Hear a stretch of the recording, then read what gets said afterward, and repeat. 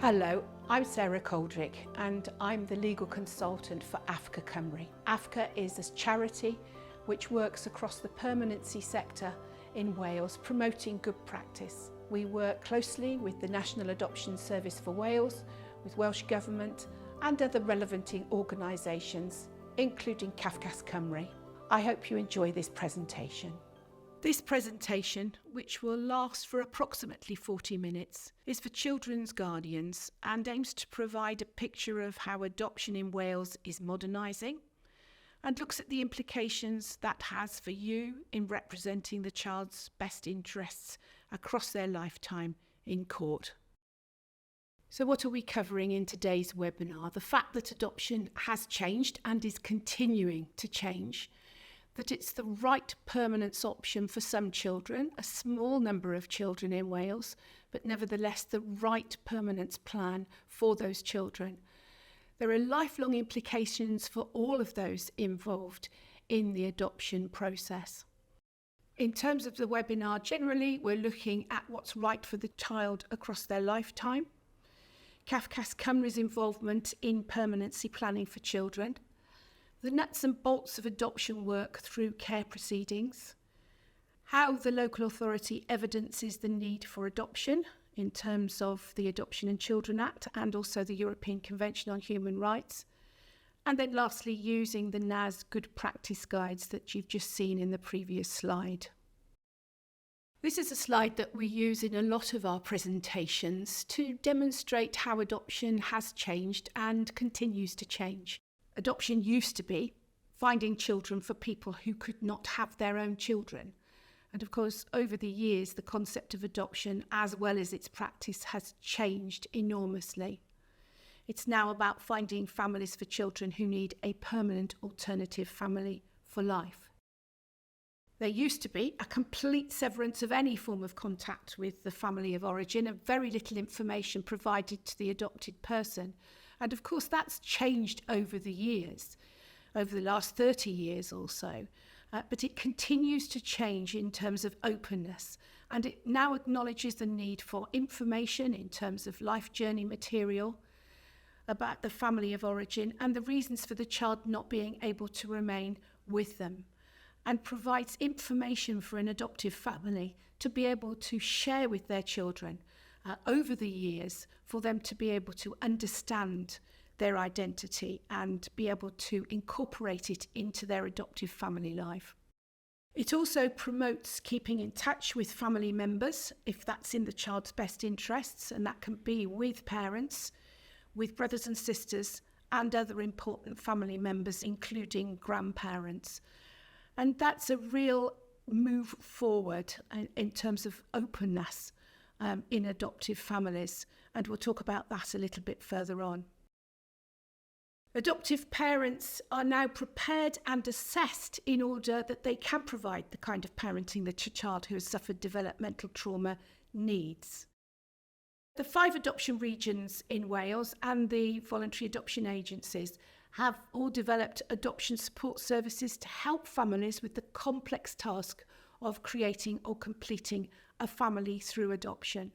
And particularly if there is this keeping in touch, if there is contact, then that means that the adoption regions and to a lesser extent the VAAs are needing to provide those services to support that keeping in touch. And that really is seen as an invest to save. Adoption policy and practice continues to evolve and improve, helping everyone in the adoption triangle. And we're certainly not there yet. We continue to strive to promote good practice at a time when it really is very challenging on the ground within local authorities. As a children's guardian, you'll be very familiar with this process. And I'm just going to go through it very quickly in terms of thinking about the process for adoption, where within the multi-track planning process, the local authority will be looking towards reunification with parents as a possibility, the possibility of kinship arrangements, be they under child arrangements orders, as a local authority foster carer or under the terms of a special guardianship order, They'll also be looking at adoption if that is the only option available that will meet the child's long-term needs. And then, of course, long-term fostering or residential care for a number of children where adoption is not possible. Just to say that we've mentioned Welsh Early Permanence there, and I'll come back to that. No doubt you have heard about this and maybe are beginning to see WEP placements coming through within care proceedings.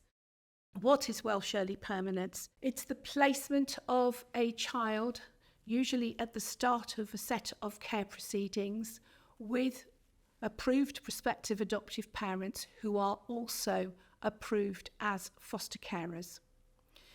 If you've practiced in England, you will be aware of foster to adopt, but that is not the same, and we don't have the facility for foster to adopt in Wales. We have to have full dual approval as both prospective adopter and foster carer. You will know that if children are to be removed from their parents, or indeed relinquished, and we'll talk about relinquished children in a short while, that the fewer moves that they have during the whole process of care proceedings, the better for the child. And therefore, Welsh Early Permanence, whatever the outcome at the end of a set of proceedings for the child, be that reunification, be that placement with extended family members, means that the child has had as few moves as possible. And if the child is subsequently made the subject of a placement order at the end of a set of care proceedings, then they can remain with those carers who then transform into being adoptive parents. WEP is not just for babies. We're seeing at the moment, as the Welsh Early Permanence develops throughout Wales, that most of the children coming through into these placements tend to be babies. But we're looking towards using Welsh Early Permanence in as many situations as possible where it's going to be in their best interests. So that can be children who are subject to an interim care order at a very early stage, and that has been identified pre-birth in some cases, or very shortly after birth. But we're also looking to using Welsh Early Permanence where there may have been a parent and child residential assessment, or a foster placement, or even a Reg 26 placement, that is an emergency or short-term placement with a kinship carer, where sadly that placement has either disrupted or has been negative in its outcome if it's been an assessment. So that means where children would otherwise have gone on to another short-term foster placement before moving on to their long-term placement, they can move into a Welsh Early Permanence placement. It could also be used with children who are placed on a care order following care proceedings, a full care order, either with kinship carers or where they've been placed with parents under a care order. Now, we know that the number of children placed under a care order with parents is now really reducing following recent case law. But where the contingency plan following a set of care proceedings is for adoption, should the placement with kinship carers disrupt, then that is an ideal situation for a child to be able to go into a Welsh Early Permanence placement with, of course, a lot of support. So we're looking towards extending Welsh Early Permanence to toddlers and school-aged children, and also to siblings, to brothers and sisters who need to stay together. You will see the WEP framework, which is available on the NAS website, and it's the one with the scales of justice with the two children. The WEP framework is designed to be available for children where there is a high possibility of adoption. So how does a local authority identify children where there might be a high possibility of adoption at the end of a set of care proceedings? Usually it will be because there's previous involvement with the family, where wider family members have already been explored in previous care proceedings, where there's no or very limited evidence of change, where there's no or very limited evidence of any realistic options within the network, where paternity is known, where the father is known, and so all the other relatives within the paternal family are known. And if they're not known, clear steps have been taken to identify the father. What we need to do within the WEP framework is differentiate between uncertainty and risk. And what we try to do is be clear about our language, particularly when talking to and involving WEP foster carers, is that a possible return to a parent or to family members is an uncertainty. It's not a risk, because if the court decides that that is the right way forward for the child, for the right plan for the child, then of course that is not a risk. That is the right thing for the child. The other uncertainty that we talk about within the Welsh Early Permanence framework is the unknowns in a child's development, that WEP carers who may, in the fullness of time, become adoptive parents accept, because the child's developmental trajectory, particularly if they take on a very small baby, will not be known. And it's an acceptance of the possibility of that child having sustained some damage as well as developmental delay. When we talk about risk, we're talking about, with a very few number of families, a level of dangerousness or violence within the birth family that may preclude the possibility of a WEP placement for that child, because there is a level of contact, a level of keeping in touch, inevitable within a WEP framework, that might not be in the child's best interests and might not be right for a WEP placement. There are very few children who are relinquished within Wales, and the fantastic research that's been done by Kate Thomas, who you will know as your colleague, really shows that on average there are 5 relinquished babies over the period of a year, so 1 per region. They're very few and far between. They are very complex a lot of the time, as you know, because you get involved with children who are relinquished. And this is just a note really to point you to the fact that you do have the joint guidance from the National Adoption Service, from Cafcass Cymru and from ADSS Cymru. And that's really about the whole process of understanding and being sure that there really is consent to the child being adopted. And WEP might seem to be the best type of placement for a child who is relinquished, but as we know, they are incredibly complex placements, and there is a high level of uncertainty in terms of what will happen to that child, and therefore we do urge caution with the local authority in deciding upon a WEP placement when it looks as though the child is going to be relinquished. These next couple of slides are really developing and providing some more information on what we've just talked about in terms of when a WEP placement might be possible. So I'm not going to go through them in any detail. They're there for your own reference when it's useful for you. So that first possible placement 1 is where the child is placed very early on in the placement. Possible WEP placement 2 is where a residential placement or a foster placement is negative in outcome or is ended in some way. Possible WEP placement 3 is where the child is in a mainstream foster placement, and that placement has to end for some reason. And as we know, that can sometimes happen within mainstream foster care, where there's illness or something happens within the family. And again, that's about the child being able to move to a WEP placement. Even if they then go back to family members, they won't have had any more moves than they would have done had they gone to a mainstream foster placement. And if the child then does go on to adoption as a plan, then they've been able to avoid that one placement, and they've been with those WEP carers from that early time. WEP placement 4 is about children being placed post full care order being made. And as I said before, those are unlikely and will be few and far between, but it's still useful to think about them. Just to say a bit about the role of the local authority in permanency planning, where adoption may be an option, and commencing care proceedings and the case management hearing.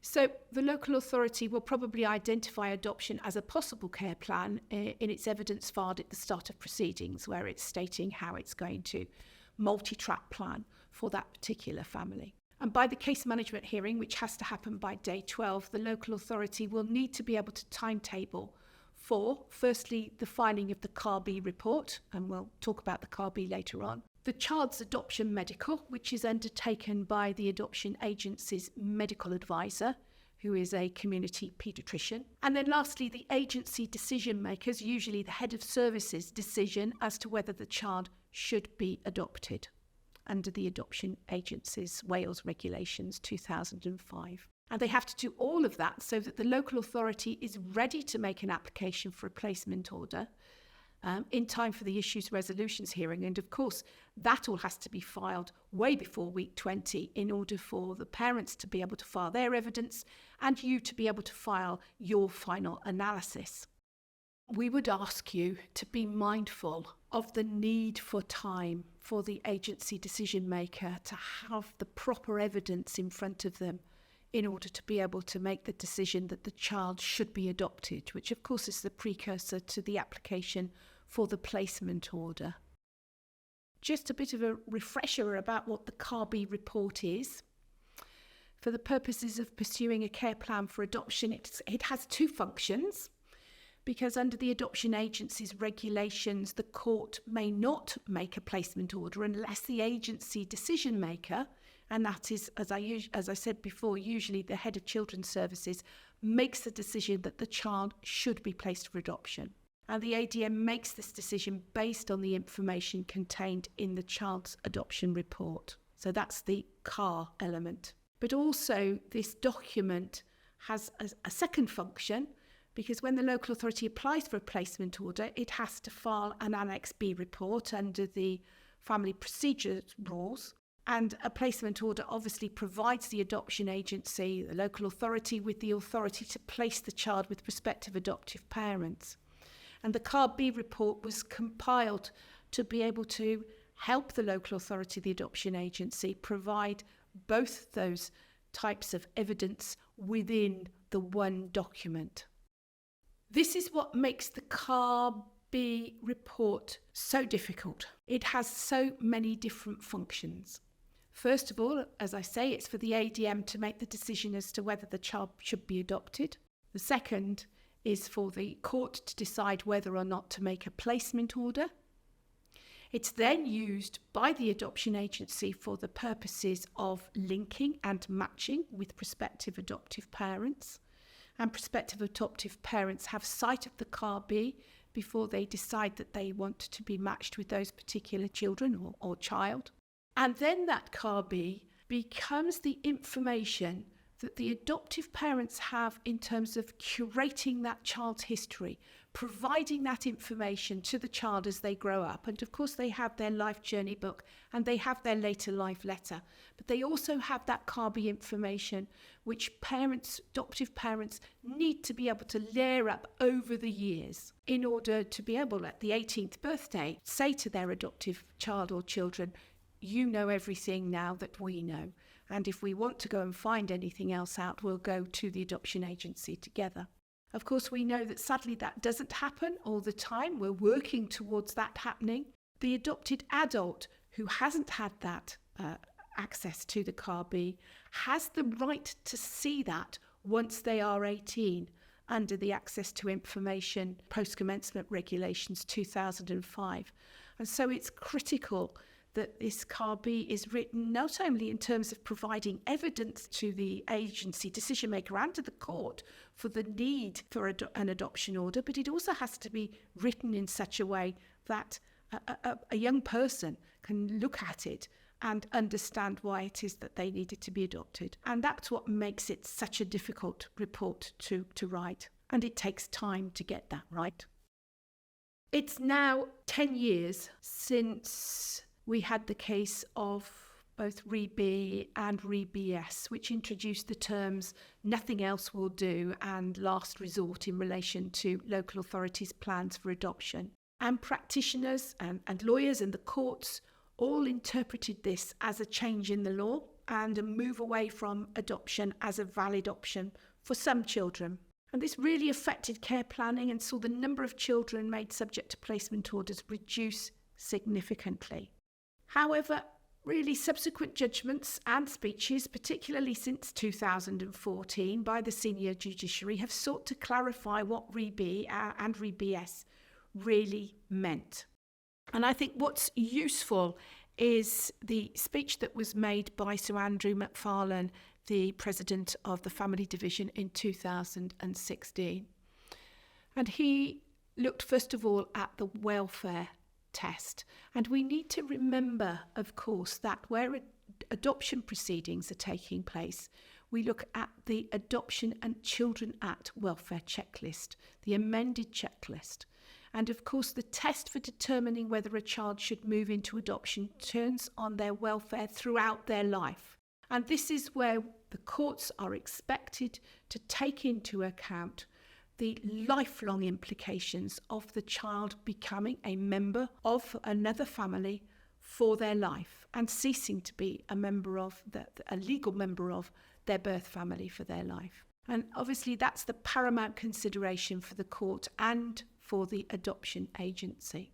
So the evidence in care proceedings and in the Car B, in order to obtain the placement order, undertaking that balancing exercise in terms of each permanency option, each realistic option with its benefits and challenges, and looking at the lifetime of the child, provides the information to prove that we prefer the term only adoption will do rather than nothing else will do. That only adoption is going to meet that child's lifelong needs. And I think we really need local authorities and guardians and the courts need to be thinking about the child throughout their life, not just now, but in 5, 10, 20 years' time, because we are looking at their lifetime. These decisions require their welfare to be considered throughout their life. The President then went on to look at the European Convention on Human Rights and how that affects childcare law. And he first of all looked at the doctrine of necessity. And said that the outcome for the child, as well as doing that which meets their welfare requirements under Section 1 of the Adoption and Children Act, must also be necessary for their own protection and must be proportionate. And of course, we know that the doctrine of proportionality requires a reasonable relationship between the desired outcome and the means of achieving that outcome. And of course, proving that only adoption will do is indeed that. It's providing a proportionate response to that particular child's needs. The President says, is adoption required? That is, the local authority can prove that only adoption will do. Proportionality is built into the Children Act and the Adoption and Children Act. And he reminds us that under the Section 1 principles, a court shall not make the order or any orders unless it considers that doing so would be better for the child than making no order at all. So that doctrine of proportionality is built into both the Children Act and the Adoption and Children Act. And therefore, if we meet those welfare requirements, particularly in relation to looking at the child's life throughout their lifetime, the child's welfare throughout their lifetime, then we're meeting those necessity and proportionality doctrines. So thinking about the child's welfare throughout their life really is the basis upon which these 4 good practice guides have been formulated. The first one on the left-hand side is the contact, keeping in touch, and we'll make reference to that a little bit later on. But it's based on the current and changing needs of the child and who is important to them. And it's, as I say, taking into account the fact that a child needs to understand where they've come from, that identity and that lifelong need for knowing where they've come from. The second guide, the pink one, is about transitions and early support, and really looks at that critical time of moving children into an adoptive placement from their foster placement. But of course it can be used in terms of good practice to all sorts of other permanence planning, from children going from one foster placement to another or being reunified, moving on to a kinship placement, that good practice still applies. The green one is about working with birth families, so that's about understanding that need and maintaining relationships if at all possible. And certainly what we know really works is the meeting between prospective adopters and parents, or sometimes older siblings, other family members, maybe grandmothers who've been very important to the child.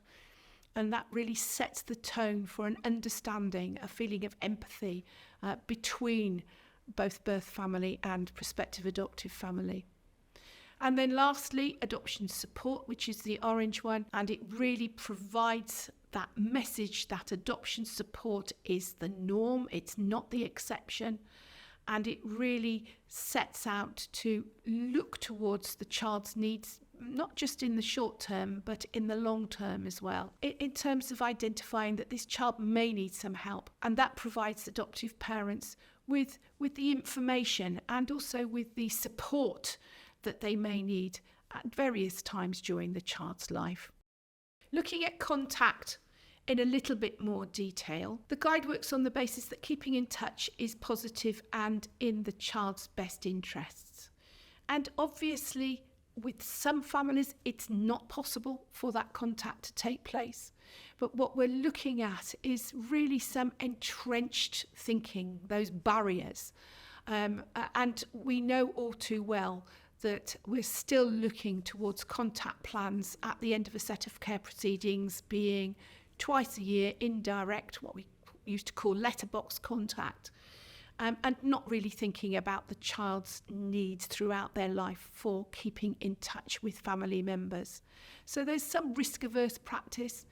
We have to think about the anxiety of adopters, but that is something that within preparation groups and within assessments and within support, a lot of work is being undertaken with prospective adopters to really help them understand that keeping in touch with birth family is in their best interests. Lack of support for birth family. How do we expect our birth parents to be able to write a letter saying how they are doing? The most difficult thing for them to do, even if there aren't any particular issues. How can we expect somebody to be able to do that without support? Sometimes it seems like it's too complex to make a decision, so we go back to the default position of, well, just twice a year, and the other priorities take focus. Looking at the possible solutions, it's about building awareness of the positive nature of keeping in touch, if that's in the child's best interests. It's about building perspective taking and confidence. It's about individual risk assessments, and there has just been published by the National Adoption Service an All Wales contact assessment tool.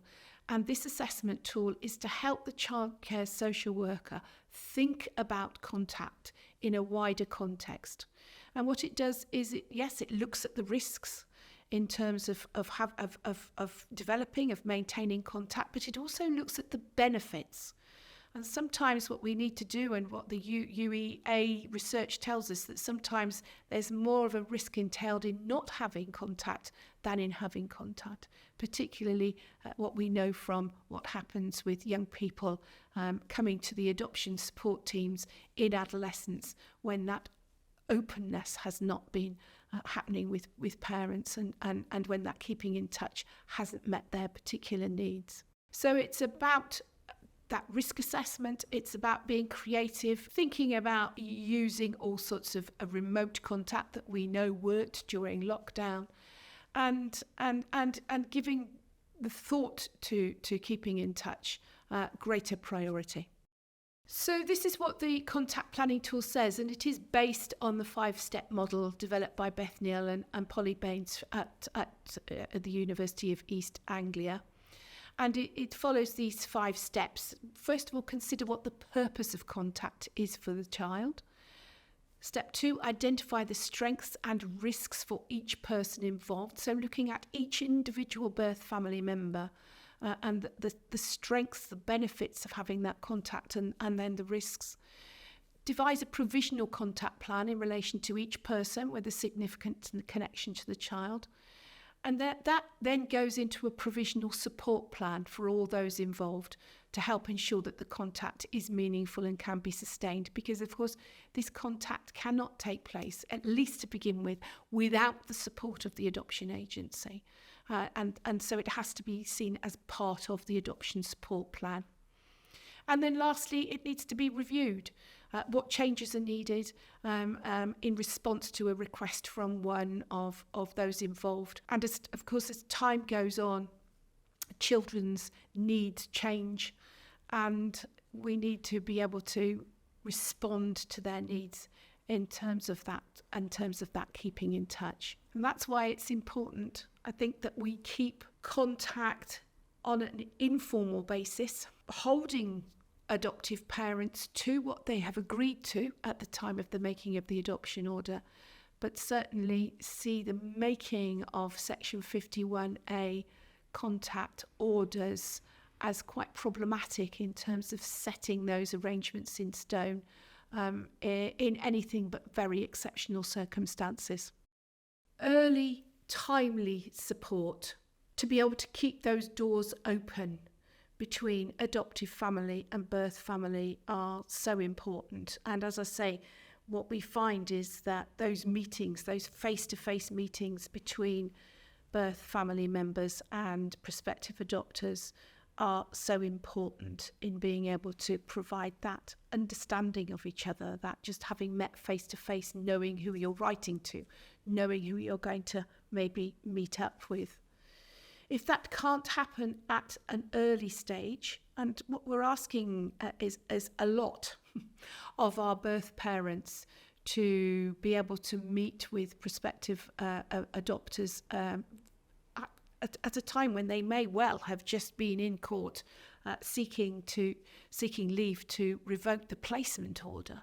They're still wanting to work towards reunification. It's very hard to be able to expect them to turn around and be able to meet with parents, although it does happen, and sometimes it does affect birth parents' attitude towards a subsequent application for an adoption order. If it can't happen at that early stage, keeping those doors open towards maybe having that meeting at a later date when the child's maybe older, where maybe birth parents have moved on and are able to accept that adoptive family more easily. Those changing needs over time in terms of the child, obviously their needs in terms of contact are going to be different when they're in preschool, when they're in that middle childhood, when they're in adolescence. And it's about being able to be flexible in meeting those child's needs, as well as being creative and being supported by the adoption regions in that contact. As I've said, all of those plans for contact are an integral part of the adoption support plan. And this adoption support good practice guide really gives the message to adoptive families that the expectation is that they will want and need support, that is not a sign of weakness, it's not a sign of failing, that creating an adoptive family is an incredibly complex way of becoming a family, and that support will be needed. The adoption support plan, as I say, talks about current and maybe predicted needs over time, although it's not always possible to predict those needs. It provides a support plan that moves with the child and is reviewed. There are ways in which keeping in touch and reviews can happen, and certainly within some of our regions, that keeping in touch on a yearly basis is really proving to be very worthwhile and is working in terms of providing the right support to families in relation to contact and in relation to other adoption support needs. The adoption support plan is ratified by the child's local authority. Funding is agreed for targeted or any special provision. One of the real challenges to the adoption support mechanism is the fact that after 3 years, the adoption support duty moves from the placing authority to the child's resident authority if it's different. And that's where the adoptions service support advisor, who has a function under the adoption support regulations, has to come to the fore and to liaise with the ASA in the other authority. There is provision for services for distance placements, and the strong message to keep in touch. And what you're doing in seeking that help and obtaining that help is really helping your adopted children to be able to develop that strong dual identity and security in the knowledge of their adoptive family. Thank you for taking the time to listen to this module. As I say, these 5 good practice guides, and the one that I haven't mentioned is the blue one, which looks at the trauma nurture timeline and understanding the child day, goes through the whole process for that, which is a part of the transitions good practice guide. They're all available on the NAS website.